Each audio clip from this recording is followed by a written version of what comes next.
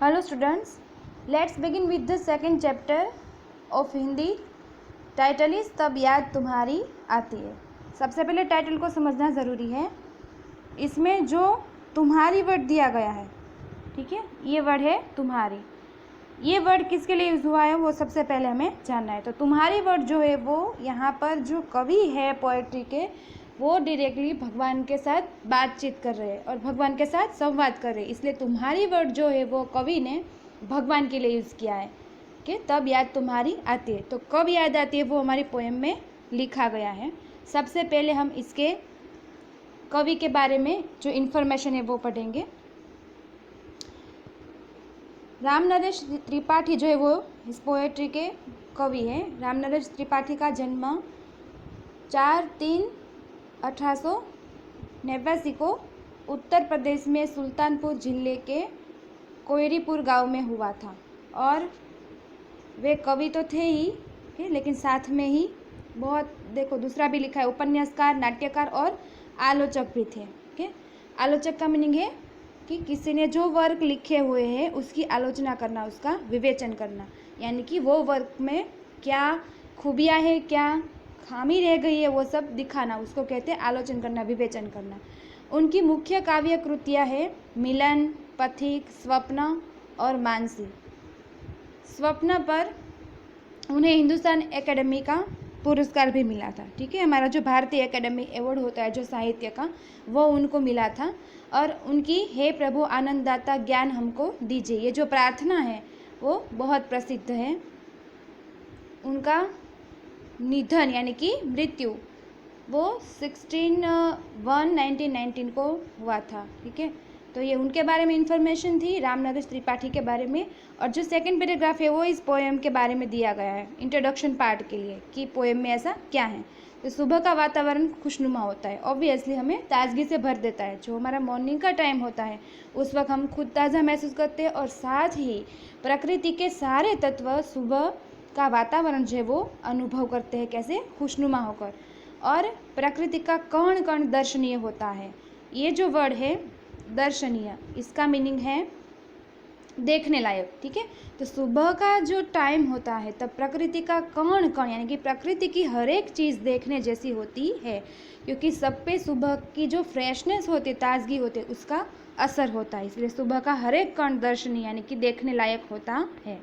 आगे, रिमझिम बारिश में सुबह का दृश्य मनमोहक और आकर्षक होता है. ठीक है, मनमोहक मीन्स जब बारिश का टाइम हो और सुबह अगर बारिश आए तो वो जो है, एक तो सुबह का वातावरण इतना अच्छा होता है, ऊपर से बारिश के टाइम का सुबह तो वो चार चांद लगा देता है. यानी कि बारिश के टाइम पे जो सुबह का वातावरण होता है वो इतना मनमोहक, हमारे मन को मोह लेने वाला और आकर्षक यानी कि एट्रैक्टिव होता है. प्रस्तुत कविता में इसका सुंदर वर्णन किया गया है. कि देखते हैं, यहाँ पर कवि को भगवान की याद आती है. कब याद आती है तो वो पोएम की लाइन में हम देखते हैं. फर्स्ट स्टैंजा देखिए.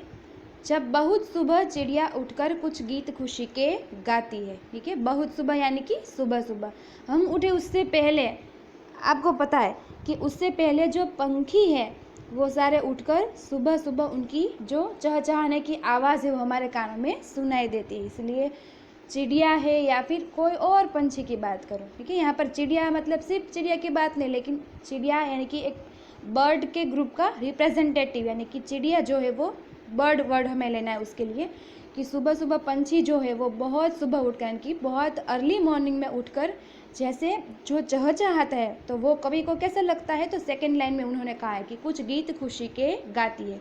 ठीक है, चिड़िया की आवाज़ आती है तो कवि को लगता है कि चिड़िया चहचहा नहीं रहे, लेकिन सुबह इतनी वो आनंद में है, इतनी खुश है कि वो उसकी आवाज़ जो उसमें कवि को गीत सुनाई देता है और वो भी खुशी का गीत. थर्ड लाइन, कलियाँ दरवाजे खोल खोल जब दुनिया पर मुस्काती है. ठीक है, कलियाँ जो होती है सुबह फूल बनती है, हमें पता है. ठीक है, सूरज की किरण के साथ उसके बाद वो फूल बनने लगती है. तो कलियाँ जब फूल बनती है तो उसकी पंखुड़ियाँ खुलती है, तो कैसे लगता है जैसे कलियाँ ने पंखुड़ियाँ नहीं लेकिन अपने घर के दरवाजे खोले हैं. और कलियाँ जब फूल बनती है तो वो खिलती है, तो ऐसा लगता है कि कलियाँ फूल नहीं बनी लेकिन वो मुस्कुराने के लिए उसने अपना जो शरीर था या फिर अपना जो होठ थे वो खोले हैं, ऐसा लगता है. इसलिए कलियाँ जब सुबह खिलती है तो कवि कहते हैं कि ऐसा लगता है कि जैसे दरवाजे खोल के वो दुनिया पर मुस्कुरा रही है। ठीक है, इस सुंदर का अद्भुत जो वर्णन है वो कवि ने किया हुआ है।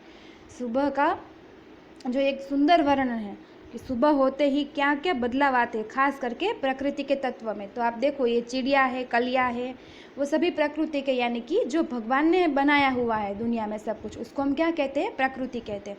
तो प्रकृति के तत्व जो है वो सुबह किस तरीके से हमारे सामने पेश आते हैं, उसके बारे में फर्स्ट स्टैंजा में बताया कि चिड़िया सुबह जो उठ के चहचहाते तो ऐसा लगता है कि जैसे खुशी के गीत गा रही है, और कलियाँ जैसे फूल बनते तो ऐसा लगता है कि वो अपने दरवाजे खोल के दुनिया पर मुस्कुरा रही है।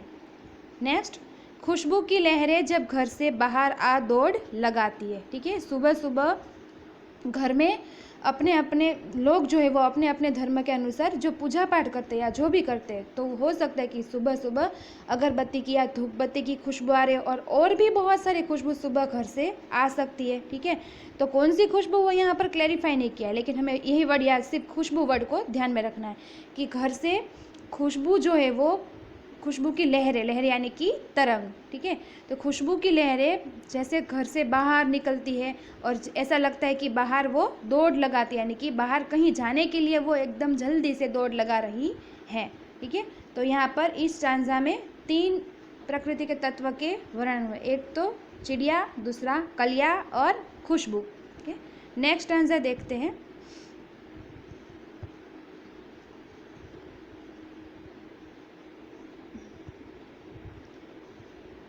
हे जग के सिरजनहार प्रभो तब याद तुम्हारी आती है। ठीक है, जो पोएम का टाइटल था कि तब याद तुम्हारी आती है, वो टाइटल यहाँ पर सेकंड लाइन में है कि जब चिड़िया चहचहाती यानी कि खुशी के गीत गाती है, कलियाँ जब फूल बनकर दुनिया पे मुस्काती है, और घर से खुशबू जैसे बाहर दौड़ लगाती है हवा के साथ मिलके। ठीक है, तब कवि कहते हैं कि हे जग के, यानी कि हे जगत के सिरजनहार प्रभु, प्रभु मीन्स प्रभु। ठीक है, प्रभु को बुला रहे हैं कवि, और प्रभु के साथ बात करें इसलिए उन्होंने प्रभु वर्ड यूज़ किया है, बुलाने के लिए प्रभु के बदले प्रभु।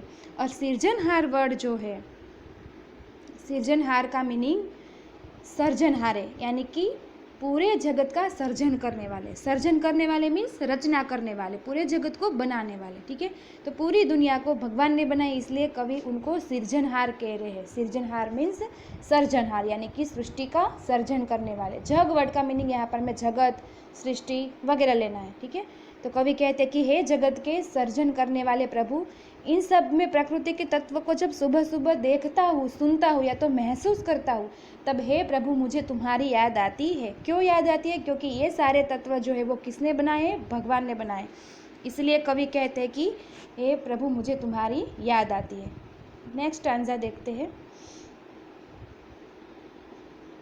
जब छमछम बूंदे गिरती है बिजली चमचम कर जाती है। ठीक है, इंट्रोडक्शन पार्ट में आया था कि जब बारिश के टाइम हो तब सुबह का जो एटमॉस्फेयर है वो इतना सुंदर और आह्लादक होता है, अद्भुत होता है।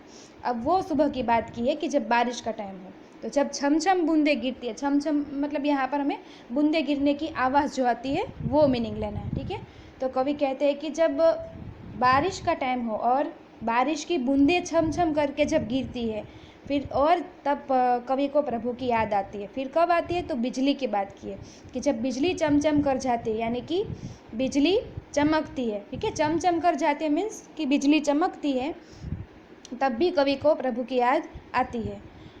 फिर मैदानों में वन बागों में जब हरियाली लहराती है। ठीक है, हरियाली लहराने का कनेक्शन किसके साथ है? तो वो बारिश की बूंदे के साथ है कि बारिश आने के बाद क्या होगा, तो बारिश आने की वजह से पृथ्वी पर या धरती पर सब जगह पे हरियाली लहरा जाती है। और कहाँ कहाँ? तो वो देखो थर्ड लाइन में दिया है, मैदानों में, वन बागों में। वन वर्ड जो है उसका मीनिंग क्या लेना है? फॉरेस्ट, यानी कि वन जिसको हम कहते हैं जंगल।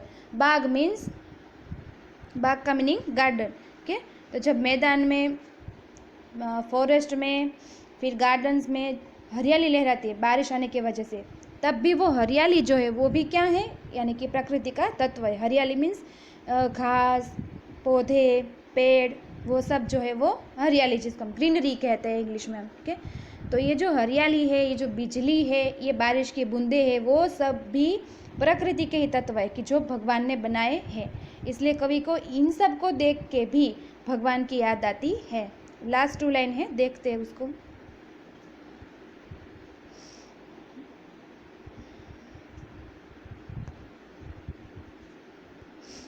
लास्ट स्टैंजा एक है, जब ठंडी ठंडी हवा कहीं से मस्ती ढोकर लाती है। ओके, ठंडी ठंडी हवा कहीं से मस्ती ढोकर लाते, ढोकर लाना मतलब अपने साथ उठा कर लाना, बोझ उठा कर लाना। तो ठंडी हवा जो जैसे ही हमारे शरीर को स्पर्श करती है तब हमें ताजगी का एहसास होता है, ठंडक का एहसास होता है, और वो एहसास हमारे अंदर मस्ती भर देता है। इसलिए कवि कहते हैं कि ठंडी हवा पता नहीं अपने साथ मस्ती भर के लाती है। ठीक है, मस्ती उठा कर लाती है, क्योंकि वो हमें शीतलता तो देती है, ठंडक तो देती है, लेकिन साथ में हम अपने आप को एक मस्त अनुभव करने लगते हैं। इसलिए कवि ने कहा है कि ठंडी हवा जो है वो अपने साथ मस्ती लेकर आती है। तब क्या बोला कवि ने कि हे जग के सृजनहार प्रभु, तब याद तुम्हारी आती है। ये जो लास्ट 2 लाइन है वो दूसरी बार आई। ठीक है, क्योंकि कविता में जब भी ऐसी कोई लाइन हो कि जो बार बार यूज़ की जाए तब उसको हम कहते हैं ध्रुव पंक्ति। खास ध्यान रखना, उसको कहा जाता है ध्रुव पंक्ति।